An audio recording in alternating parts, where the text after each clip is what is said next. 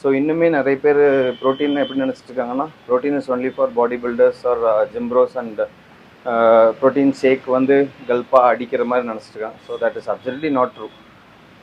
உங்கள் பாடிக்கு வந்து ப்ரோட்டீனுங்கிறது ஒரு ரொம்ப எசென்ஷியலான ஒன்று எவ்ரி சிங்கிள் டே. ஸோ ஏன் ப்ரோட்டீனுக்கு வந்து நம்ம இம்பார்ட்டன்ஸ் கொடுக்கணும்னா, சப்போஸ் வந்து நீங்கள் வந்து வெயிட் குறைக்க ட்ரை பண்ணிருந்தீங்கன்னா, நீங்கள் என்ன ப்ரோட்டீன் இருக்கிறனால நீங்கள் எப்பவுமே ஃபுல்லாக ஃபீல் பண்ணுவீங்க. ஸோ அப்படி ஃபுல்லாக ஃபீல் பண்ணும்போது என்ன ஆகுதுன்னா, உங்கள் கிரேவிங் ஸ்டாப் ஆகும். ஸோ கிரேவிங் ஸ்டாப் ஆனால் அன்னெசரியான ஃபுட் வந்து இன்டேக் பண்ண மாட்டீங்க. ஆல்சோ வந்து நீங்கள் ஃபேட் லாஸில் இருக்கும்போது உங்கள் மசில் லாஸும் சேர்ந்து நடக்கும். ஸோ அப்படி ஒரு மசில் லாஸை ஸ்டாப் ஆர் மினிமைஸ் பண்ணணும்னா உங்கள் பாடிக்கு வந்து என்ன ப்ரோட்டீன் தேவை. ரெண்டாவது விஷயம் என்னென்னா, ப்ரோட்டீன் எடுக்கிறதுனால ஒரு ரிகவரி ப்ராசஸ் வந்து ஸ்பீட் ஆகும். ஸோ நீங்கள் என்ன ஃபிசிக்கல் ஆக்டிவிட்டி வேணால் பண்ணலாம். So taking enough protein will speed up that recovery process. Protein எடுக்கிறதுனால இன்னொரு மிஸ்கன்செப்ஷன் என்னென்னா, ப்ரோட்டீன் வந்து நம்மளை பல்க் ஆக்குன்னு நினச்சி நிறைய பேர் சுற்றிட்டு இருக்காங்க. ஸோ பல்கிங் ப்ராசஸ் வந்து எப்படி ஒர்க் ஆகும்னா, கேலரி வந்து நீங்கள் சர்க்குலராக சாப்பிட்டு ப்ளஸ் ஹெவி ட்ரைனிங் இருந்தால் மட்டும்தான் பல்க் ஆவீங்க.